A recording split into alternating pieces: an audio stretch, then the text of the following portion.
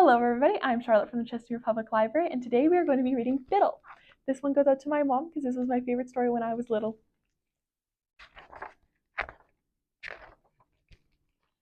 In a big yellow house lived a cat and a dog. Nigel chased mice in the fields. When he could, he scratched the rugs. Julia didn't care about mice or rug scratching. She cared about treats and bones and sleeping. Sometimes she slept 14 hours a day. They were happy. But one day, something new happened. The woman who lived in the house brought home tiny clothes, socks and booties. Julia looked at them. They are not for me, she told Nigel. The man painted a small room pale green, the color of mold, said Nigel. The man moved a big piece of furniture into the room. Julia sniffed it. It's a cage. Nigel rubbed against it. It's a crib, he said. It's for a baby. A baby, said Julia. We don't need a baby. I think we're getting one, said Nigel. He stretched and scratched the rug under the crib. On a windy day, the baby was born. She came home wrapped in a pink blanket. The baby had dark eyes and no hair. Julia smelled her. That doesn't smell like anything I know, she said. What good is she? She's just a little bit of a thing. Bittle, Nigel said happily. That's what we'll call her. But Julia was not happy. She was worried. She moved her bones one by one to a new hiding place.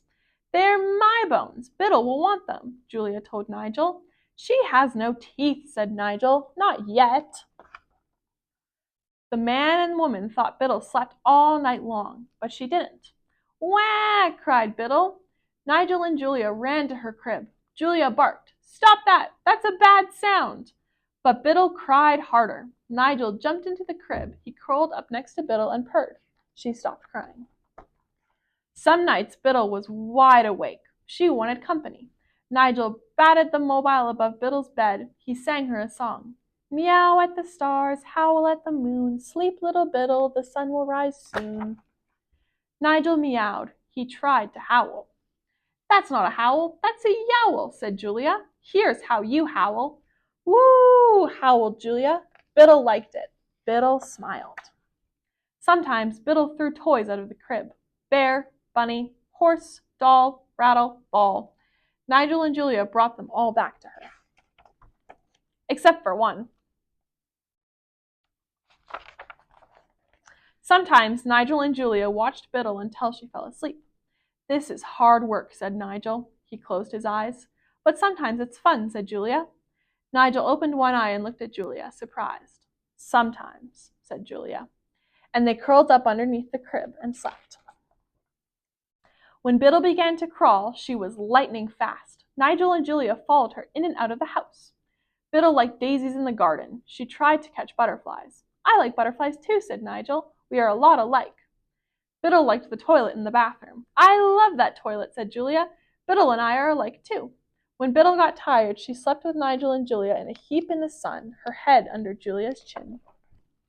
At breakfast, Bittle threw her biscuits to Julia. She dropped pieces of scrambled egg to Nigel. I like Bittle, said Nigel. She shares. I like her too, said Julia. She licked cinnamon oatmeal off of Bittle's foot. In fact, I love her, said Julia. Just then, Bittle spoke for the very first time. She's trying to say a word, said the woman. Say mama. Woof, said Bittle. Say papa, said the man. Meow, said Bittle.